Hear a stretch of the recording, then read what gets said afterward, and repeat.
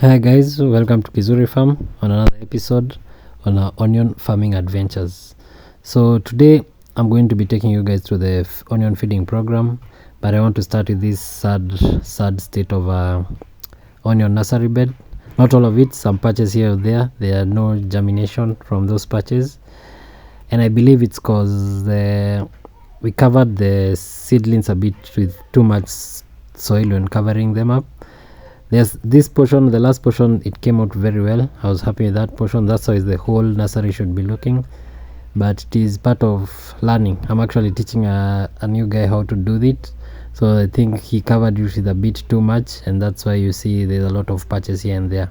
But we'll still work with these onions, and we'll still continue with the process of farming. It's always a learning curve, and he's learning. I'm teaching him, but as you can see, the onions look healthy, the ones that germinated, and actually it covered more area, so I think it will be just the same. But I think this method tends to lose a lot of seedlings if you don't cover them right. But here, this is the field, the new field that we are preparing for the seedlings that you've just seen. We have done the tilling.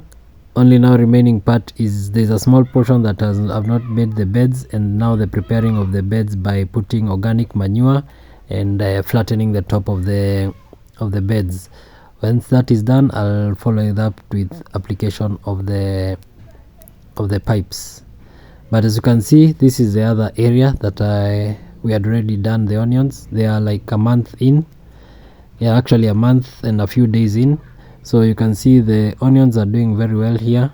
Most of them, like I can say 90%, there are small portions where the onions have like stagnated, but most of them look very healthy and the size is very good. You can see there are already 4 leaves in the onion bulb, 4 to 5, which means now we are entering the vegetative stage. We have moved from the early stage, now there's the vegetative stage where the leaves are becoming bigger and bigger so that they can create food for the formation of the next stage, which is the bulbing. But on today's video, we are normally going to be looking at the onion feeding program and the things that you should consider when you are doing your feeding program for your onions. And for me, there are 2 main factors, that is the onion nutritional needs and the stage at which your onion is. So let's look at the first one, which is the onion nutritional needs. Like most crops, onion requires normally 3 main nutrients, which are the nitrogen, the potassium, and the phosphorus. You can see the nitrogen is used in the plant growth. It is very important for the plant growth. The potassium is very important for the health of the crop, as it helps the plant regulate water and produce energy and activate the enzymes in the crop. That way the crop will be able to be healthy and be able to fight diseases and also grow at a good rate. And the other one is phosphorus, which helps in the plant growth and development, as it helps the plant capture and convert sunlight into energy, and that way it can be able to produce the enzymes that it needs and grow in a good and well developed manner. So those are the 3 main nutrients that not only onions but most plants require. But in the cases of onions, I'll now go and break it down according to the stages at which the onion is at, because at each stage it requires more of a certain nutrient than the other nutrients. So as a farmer, incorporating these nutrients, organic manure, and also the spray program, your crops should be doing much better.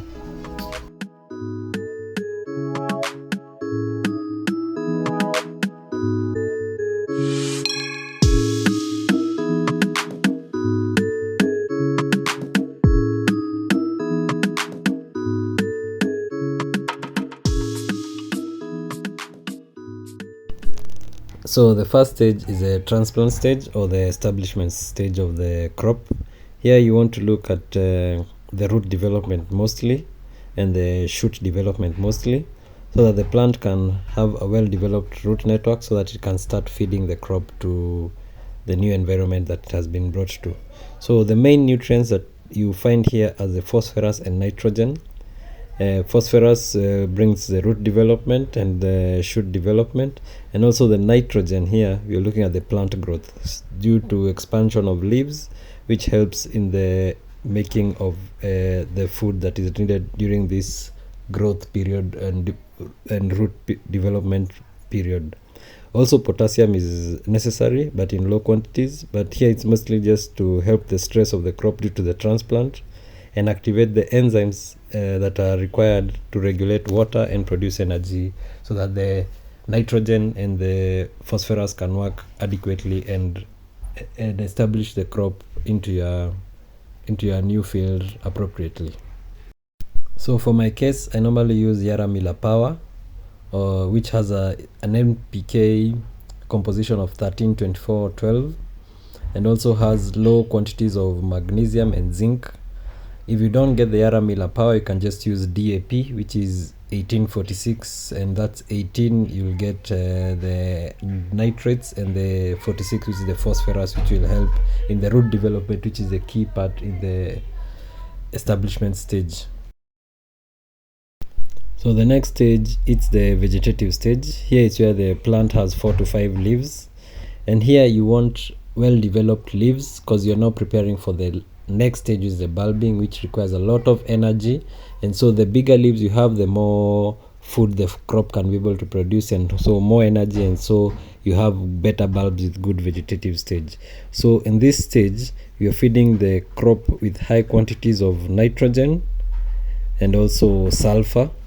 You should be able to produce that, give that to your crop. Also, potassium is needed and nitrogen is needed, because nitrogen here is good for optimizing the leaf growth, and also phosphorus is good for helping the shoot growth. So here you have two important things in onion needs to be in good sizes, so that it can be able to help the next stage of bulbing.